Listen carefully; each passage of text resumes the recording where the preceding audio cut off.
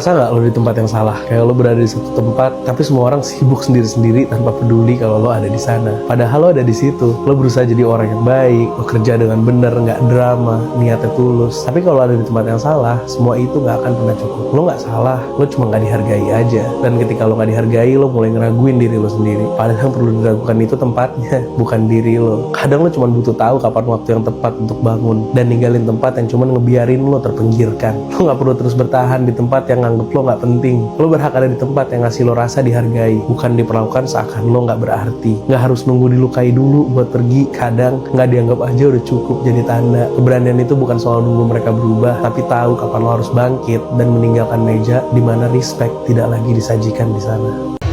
Bisa move on dari orang yang pernah nyakitin kau dan menjalani hidup lebih baik. Ketika lo merasakan sebuah trauma, banyak orang yang akan bilang sama lo, udahlah move on aja, seolah-olah sembuh itu bisa semudah itu. Padahal penyembuhan gak punya timeline, gak ada deadline-nya buat ngerasa baik-baik aja lagi. Trauma memang mengubah lo, meninggalkan luka yang gak kelihatan, dan pelan-pelan mengubah cara lo melihat dunia. Dan bagian tersulitnya, gak semua orang paham apa yang lagi lo alami. Kadang lo ngerasa udah pulih, tapi besoknya luka lama muncul lagi. Lalu lo mulai berpikir, apa gue bakal sembuh? Tapi itu bukan tanda gagal loh, itu bagian dari proses. Karena sembuh bukan berarti lupa, tapi berdamai tanpa biarin trauma ngatur hidup lo lagi. Trauma mungkin membentuk lo, tapi itu nggak mendefinisikan siapa diri lo. Lo lebih kok dari sekedar apa yang udah lo lalui, dan meskipun perjalanannya lambat, setiap langkah kecil yang lo ambil itu adalah sebuah kemenangan. Luka lo bukan akhir cerita, tapi awal dari versi lo yang lebih kuat. Nggak semua orang perlu tahu prosesnya, yang penting lo terus maju. Karena di dunia yang sering ngelihat hasil, keberanian lo untuk tetap jalan itu udah jadi bukti yang paling lantang.